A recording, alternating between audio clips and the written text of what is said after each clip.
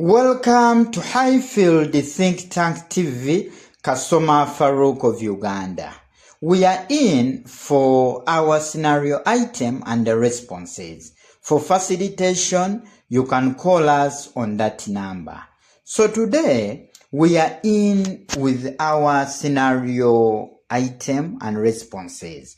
Between 1939 and 1945, the world was faced with the second major war.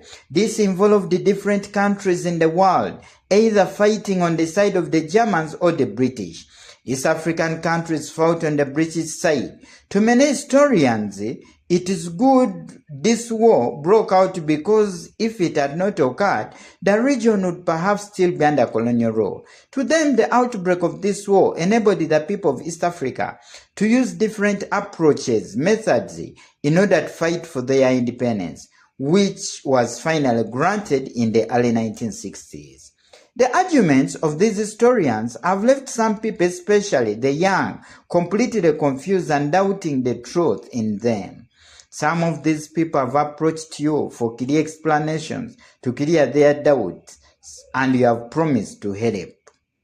Write an essay that you will use to explain to the above people the approaches used by the East Africans to get independence. So we are in for our scenario responses, and by this time we have considered our HK, HT, and HA. Number 1. Africans used the political parties to struggle for independence. Africans formed political parties such as UPC, DP, and TANU to mobilize people against colonial rule. TANU mobilized Tanganyikans to demand for self-rule from Britain. Therefore, political parties united Africans and increased the demand for self-rule. Africans used strikes and demonstrations to struggle for independence.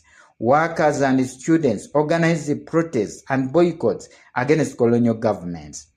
The 1945 general strike in Uganda paralyzed the economy and forced the colonialists to listen.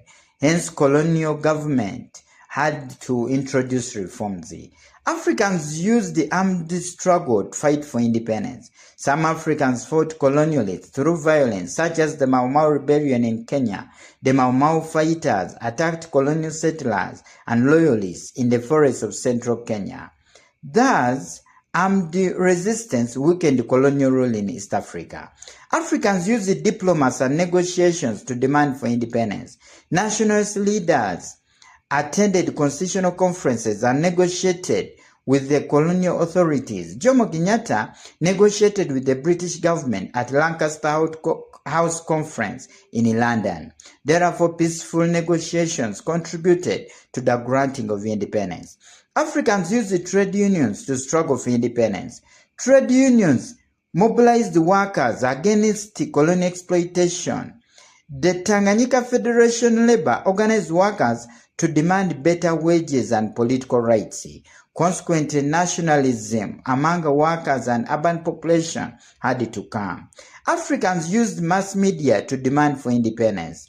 Nationalists used newspapers, radios, pamphlets, and they had to talk about issues concerning about anti-colonial ideas. Mwalimu Julius Nyerere used the newspaper Sauti ya TANU to reach many Tanganyikans.